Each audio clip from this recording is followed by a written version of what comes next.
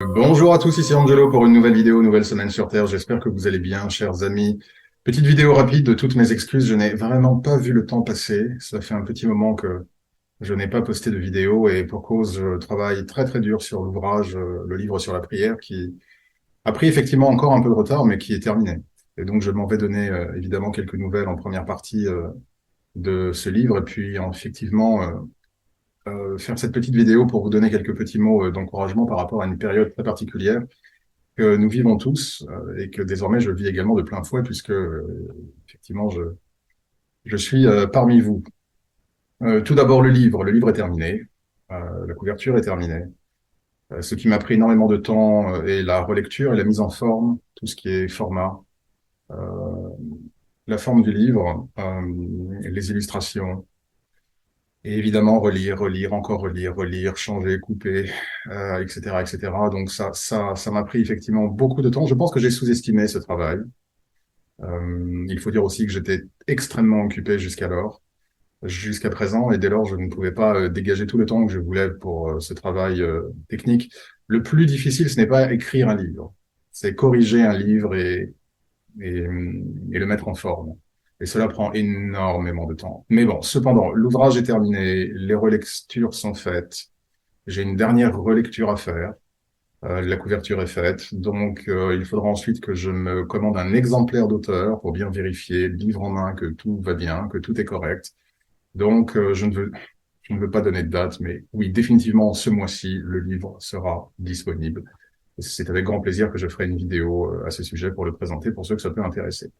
J'ai voulu faire une vidéo pour vous laisser quelques petits mots d'encouragement et face à une période assez spectaculaire, je dois dire, où tout s'enchaîne en France et où nous assistons véritablement à la désintégration du pays. Il faut dire, depuis que nous avons le chef de l'État que nous avons eu le Covid, euh, les coupures d'électricité, ou du moins la réduction, oui, les coupures d'électricité dans les villes, avec beaucoup moins de lumière. Nous avons eu les conseils de ne pas utiliser les restrictions au niveau de l'énergie. Ne prenez pas autant de douches, restez à 19 degrés, n'utilisez pas votre grille-pain plus longtemps qu'il ne le faut, etc., etc. Maintenant, le président parle de sobriété sur l'eau, donc des restrictions à venir sur l'eau. L'inflation qui touche évidemment tous les ménages, l'explosion du prix du gaz, l'explosion du prix de l'électricité, la guerre en Ukraine, et maintenant les violences qui entachent le pays. Je veux dire, on a affaire au 10 plaies d'Égypte, là. C'est quand même assez incroyable. Les violences qui émaillent le pays et la montée de l'anarchisme, des forces anarchiques en France, anarchiques, je veux dire de l'anarchisme en France, est quand même assez spectaculaire. Et tout ceci se fait avec une complaisance, bien évidemment, de tous les intervenants, qu'il s'agisse des pouvoirs politiques, bien évidemment. D'ailleurs, il est intéressant, ceux d'entre vous qui peuvent voir ou sentir les énergies verront, tout comme moi, confirmeront ce que je dis, qu'en réalité, tout ce qui se passe présentement en France est un jeu de dupes. Et contre le pouvoir en France et ses forces d'insurrection, il y a évidemment des intrications et des liens. Tout ceci n'est que du théâtre, c'est que du théâtre des Guignols. Mais chacun se renvoie l'ascenseur, chacun se joue le rôle qu'il doit jouer en vue d'un plan global. Tout ceci, ce n'est que de la poudre aux yeux. Il n'y a pas d'un côté, il n'y a pas d'un côté le pouvoir et de l'autre côté les forces d'anarchie. Toutes ces forces-là agissent de concert. Que certains des intervenants en aient conscience ou pas, c'est réellement ce qui est en train de se passer. Et évidemment, celui qui paye, c'est le peuple. Et petite pensée, évidemment, pour nos forces de l'ordre, policiers et gendarmes, ils sont victimes de ce qu'on appelle fake news, fausses informations, et véritables mensonges avec la complicité des médias et des élites. Donc, c'est absolument atroce et ahurissant de voir l'état dans lequel la France est tombée, avec effectivement à la tête du pays des dirigeants qui littéralement n'ont aucune considération pour vous, n'ont aucune considération pour le pays, ont d'autres ambitions en tête et qui, dès lors, laissent les forces de chaos et d'anarchie prendre le pas sur le pays. Bien évidemment, d'un point de vue purement spirituel, car l'objet de cette vidéo n'est pas politique, mais si on analyse spirituellement un petit peu les actions présentes, on est peu ou prou obligé un petit peu de parler de politique, même si vous avez vu, je reste mesuré, si ce n'est pour juste désigner les intervenants. Mais cette vidéo n'est évidemment pas politique, elle est spirituelle. Les forces d'anarchie ne sont évidemment pas des forces divines. Les forces de Dieu sont au contraire des forces qui sont extrêmement réglementées. L'univers de Dieu implique des lois, des commandements, une hiérarchie, de l'ordre, une discipline. Tous ces qualificatifs que je viens d'utiliser sont évidemment attribuables, euh, représentent les caractéristiques des forces divines. Donc, bien évidemment, lorsque nous avons affaire ici à des forces de chaos, de défiance à l'ordre établi, d'insurrection, d'anarchie, nous avons évidemment incarné sur Terre les forces maléfiques. Les forces maléfiques ont cette capacité de pouvoir, sont assez protéiformes. Elles peuvent emprunter différents visages pour se manifester et générer le chaos sur Terre. Elles peuvent se générer au niveau individuel, c'est-à-dire qu'au travers de ce que nous appelons des démons ou des esprits impurs, les personnes mentalement ou émotionnellement fragiles sont attaquées par ces forces du mal. Donc, bien entendu, toutes les personnes qui souffrent de schizophrénie, de paranoïa, seront les premières victimes des esprits impurs qui rôdent sur Terre en cherchant leurs victimes pour dispenser l'agenda maléfique qui consiste effectivement à perdre l'humanité et à engendrer le chaos. D'un point de vue évidemment émotionnel, toutes les personnes qui peuvent être amenées à ne pas savoir gérer leurs émotions sont également des personnes qui peuvent à un moment ou à un autre être des cibles des forces du mal. Par exemple, les crimes passionnels.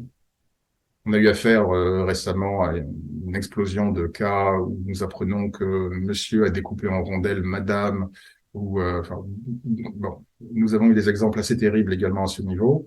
Donc émotionnellement également, les personnes fragiles peuvent être victimes des forces du mal à un niveau individuel. Évidemment, toutes les grosses affaires qui peuvent en tout cas vous choquer, qui peuvent vous horrifier, sont, d'un point de vue spirituel, nourries par les forces du mal. Mais ces forces du mal peuvent également agir au travers d'États, des nations, d'accord, des gouvernants, des dirigeants, et peuvent également agir au regard de groupuscules, de factions. C'est exactement d'idées. Et c'est exactement ce à quoi nous assistons aujourd'hui. Donc tout ce qui peut être groupe dit d'ultra-gauche, de groupes qui prônent l'anarchie et le chaos, sont alimentés en sous-main par les forces du mal. Puisque les forces du mal, l'objectif évidemment de ces forces-là est de générer la destruction, la peur, le chaos, le désordre, autant de qualificatifs qui ne correspondent pas à ceux que j'ai mentionnés précédemment et qui sont relatifs aux forces divines. Il n'y a pas de telle chose aux cieux. Il n'y a pas d'anard aux cieux. Quand Lucifer a voulu jouer son anarchiste, son ultra-gauchiste, il s'est pris un coup de pied au cul et il s'est fait dégager du paradis. Donc c'est comme ça qu'on est traité aux cieux quand on veut se la jouer ultra-gauchiste. En revanche, sur Terre, bien évidemment, si nous n'avons pas un pouvoir fort qui effectivement met des limites à ce qui est acceptable pour une société, ben, nous assistons à ce que nous assistons ici, et encore plus si les pouvoirs en place, en réalité, utilisent ces forces-là, et comme je vous le disais, s'il s'agit d'un jeu de guignol, d'un jeu de dupes, comme c'est le cas actuellement. La bonne nouvelle pour vous, bien que la situation actuelle de la France soit absolument déplorable à tous les niveaux, c'est assez incroyable de voir une escalade, une involution aussi spectaculaire et aussi rapide. Il y a plusieurs manières d'observer les choses, et c'est pourquoi je voulais faire aussi cette petite vidéo, pour vous dire que finalement tout ceci, si d'un point de vue purement humain et à l'échelle individuelle de vos vies, de nos vies, cela est une catastrophe. L'inflation, le panier ménager, le panier alimentaire, lorsque vous allez faire les courses, ne ment pas, les chiffres ne mentent pas. Donc évidemment, à un point de vue, on va dire, micro, à un point de vue humain, d'un point de vue mondain, opposé au spirituel, ce qui se passe en France est affligeant, et beaucoup de familles, beaucoup d'individus serrent les dents. et ont beaucoup de difficultés et commencent à voir le poids sur leurs épaules devenir de plus en plus lourd au point que ce poids devient insupportable. Tout ceci, je ne le nie pas, bien au contraire, j'ai énormément de compassion pour cela. Mais ce que je veux dire par là, c'est que d'un autre côté, ce qui est en train de se passer est quelque part une bonne nouvelle, en tout cas une bonne opportunité pour vous. Parce que, voyez la situation de la manière suivante. Prenons un exemple. Si vous êtes dans une classe avec d'autres personnes, d'autres élèves, qui sont extrêmement brillants, la bonne chose, c'est que cela va être de nature à créer une émulation pour vous. Donc cela va être de nature à vous tirer vers le haut. C'est l'aspect évidemment positif. L'aspect difficile, c'est qu'il va falloir il va falloir vraiment être bon pour que vous ne soyez pas éjecté de la classe et que vous puissiez continuer à suivre les cours. Et il y a un risque que vous vous découragiez face au talent des autres élèves qui peut-être naturellement ou de manière plus facile ont des dons ou des aspirations, des capacités que vous n'avez pas. Et cela pourrait, pour certains d'entre vous, être assez écrasant, assez oppressant, voire assez intimidant. Maintenant, imaginez que vous soyez dans une classe avec des gens moyens, voire mauvais. Le pendant est que cela peut vous empêcher d'évoluer et d'avancer. Si vous vous laissez aspirer par le niveau général de la classe et par l'attitude générale des autres élèves qui ne veulent pas travailler, ils sont là pour foutre le boxon, comme on dit, faire du chahut. Ils ne veulent pas étudier. Donc bien évidemment, si vous vous laissez aspirer par ces autres élèves, vous n'apprendrez pas. Vous allez vous niveler à leur niveau. En revanche, la bonne nouvelle, c'est que si effectivement vous êtes dans une de ces classes avec ces cancres ou ces élèves très moyens, voire pour la plupart extrêmement mauvais, ce sera encore plus facile pour vous de vous démarquer. Si vous êtes sérieux, si vous êtes travailleur, si vous êtes désireux d'apprendre, d'évoluer, de réussir, vous allez tirer votre épingle du jeu. Je pense que vous voyez là où je veux en venir et que vous voyez la comparaison et l'image que j'utilise par rapport à la situation présente en France. C'est-à-dire que, bien que d'un point de vue humain, tout ce qui se passe soit absolument affligeant, voire désespérant, vous avez là une excellente opportunité de tirer votre épingle du jeu en ne participant pas de cette folie collective, il n'y a pas d'autre mot, pour ce qui se passe en France, cette folie collective qui a pris tout le monde, cette violence, cette rage, cette colère, qui effectivement attaque le pays, vous avez la possibilité de vous écarter de cela et de tirer d'autant plus votre épingle du jeu. Quelque part, ça rend votre job encore plus simple, encore plus facile. De la même manière que vous n'aurez pas à être en compétition avec d'excellents élèves au QI astronomique et qui certes vont peut-être créer une émulation, mais qui vont rendre aussi votre tâche plus difficile. C'est-à-dire au royaume des aveugles, les borgnes sont rois. Donc la situation présente, aussi dramatique soit-elle, aussi effrayante et affligeante soit-elle, finalement, ça rend votre job facile. Parce que il sera plus aisé pour Dieu si tout le monde devient fou, si tout le monde devient angoissé, déprimé, en colère. Il sera d'autant plus facile pour Dieu de voir que vous vous en sortez très très bien, justement dans ces conditions. Donc lorsque plus je vois des gens qui perdent la tête, qui perdent leur nerf, qui cèdent à toutes les manières dont les forces du mal s'incarnent sur Terre, plus mon job est facile. Je me contente de prendre de la distance, de regarder le spectacle environnant, et je reste dans ma lumière. Et c'est pourquoi c'est le fil rouge de cette chaîne, c'est le fil rouge de toutes ces vidéos. Je vous ai toujours dit, je suis très vigilant et je vous invite à le faire. Je suis très vigilant. Je considère les gens, les situations en termes d'énergie. Et pour me citer pour la 20e fois par rapport à d'autres vidéos, je suis très sélectif aux énergies. Je laisse m'approcher. Donc, lorsque vous êtes dans cet environnement, lorsque je suis dans cet environnement, il est d'autant plus facile pour moi de prendre mes distances et au contraire de continuer à rester stable. Continuer à rester stable, cela veut dire continuer son régime de prière quotidien. Son régime quotidien de prière, son régime de prière quotidienne. Cela veut dire continuer à demeurer dans cet amour de Dieu et en gros à vous y accrocher. Vous savez, là encore une autre image, Supposons que vous soyez dans une ville avec un vent énorme, 100 km/h, et malheureusement, vous n'avez pas pu rentrer chez vous. Donc, vous êtes exposé à ce vent. Là encore, je parle en images, qui va vous permettre évidemment de comparer, de comprendre par rapport aux situations présentes que nous vivons. Donc, imaginez que vous soyez dans cette rue ou dans ce village et que vous n'avez pas eu le temps. Malheureusement, les circonstances font que vous êtes pris au milieu de ce chaos. Le vent souffle de tous les côtés et vous avez eu la chance d'être proche d'un arbre. Et du coup, le vent souffle, souffle, souffle. Il veut vous emmener avec tout le reste. Tout le reste, les poubelles, pourquoi pas les voitures, sont en train d'être complètement balayées par le vent. Tout devient fou, c'est le chaos. Mais vous, vous avez trouvé cet arbre. Et vous vous agrippez à cet arbre. Très fort, fort, fort. Oui, le vent souffle, souffle, souffle. Mais vous restez constant. Vous ne vous préoccupez pas du vent, vous vous préoccupez de l'arbre. Est-ce que je suis bien attaché à l'arbre? Est-ce que l'arbre est toujours là? Est-ce que je sens bien le contact de l'arbre euh, contre ma poitrine? Et parce que vous vous accrochez à l'arbre, non seulement vous ne vous envolez pas, vous n'êtes pas perdu dans l'ouragan, vous n'êtes pas pris et aspiré par l'ouragan, donc par les événements actuels.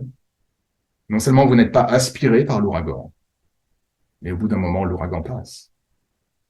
Et quand l'ouragan est passé, et qu'il y a tous les détritus, toutes les poubelles, tous les dommages sur la route, trace du passage de l'ouragan, vous, vous aurez toujours été euh, accroché à l'arbre. Il vous suffira juste de le relâcher et vous serez sain et sauf et libre. Réfléchissez à cette image. Désolé, je vois que la lumière est en train de baisser. Réfléchissez à cette image, car c'est véritablement l'attitude qui doit être la vôtre aujourd'hui. Vous accrochez à l'arbre. Et l'arbre, c'est évidemment Dieu, le Christ. L'arbre, c'est la foi. L'arbre, c'est l'espérance. L'espérance d'un lendemain meilleur et du fait que tous vos efforts, toute votre ténacité, toute votre patience au milieu de ce chaos, où vous aurez refusé de céder à ces forces d'anarchie, de chaos, de peur, d'angoisse, de division, de colère, vous seront rétribués d'une manière extraordinaire. Cette espérance-là, que demain sera meilleur et que, justement, plus l'environnement aura été difficile, plus quelque part, en gardant cet arbre dans vos bras, il aura été d'une certaine manière facile pour vous, si vous êtes sérieux et véritablement désireux de vous rapprocher de Dieu et de développer votre lumière. Il aura été quelque part d'autant plus facile pour vous, même si les circonstances étaient difficiles, mais parce que cette graine de lumière en vous, cette graine divine en vous, cet amour que vous avez de Dieu, cette volonté que vous avez de vous rapprocher de lui et de vous développer, auront été tellement forts que quelque part pour vous, ça aura été facile de rester accroché à l'arbre. Ça ne souffrait d'aucune ambiguïté. Il n'y avait même pas de choix à faire. Donc voilà, chers amis, j'en reste là. Réfléchissez à ces images que je viens d'utiliser, méditez dessus, et elles pourront vous aider à tenir et à ne plus simplement voir la situation présente comme mon Dieu, je vis en enfer, mais qu'est-ce qui est en train de se passer? C'est horrible. Évidemment, ça ne paiera pas forcément toutes les factures, ça ne vous aidera pas nécessairement lorsque vous ferez vos courses, mais cela vous aidera mentalement, émotionnellement et spirituellement. Et tant que vous serez fort mentalement, émotionnellement et spirituellement, même si le ciel s'écroule, vous ne vous écroulerez pas. J'en reste là, chers amis. Prenez le temps de réfléchir à tout ceci. Laissez les autres se faire balayer par les tornades et les ouragans, si tel est leur souhait. Mais vous, vous avez cet arbre. Et cet arbre-là, qui est dans votre cœur, Dieu, votre amour de Dieu, votre foi en Dieu, personne ne pourra déloger cet arbre. Personne ne pourra vous retirer ceci.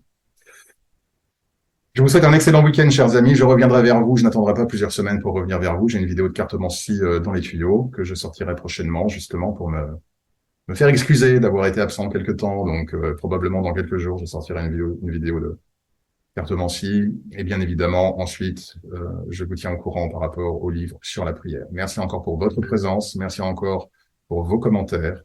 Je vous souhaite un excellent week-end. Prenez soin de vous. Prenez soin de ceux que vous aimez et qui vous aiment. Et que Dieu vous bénisse.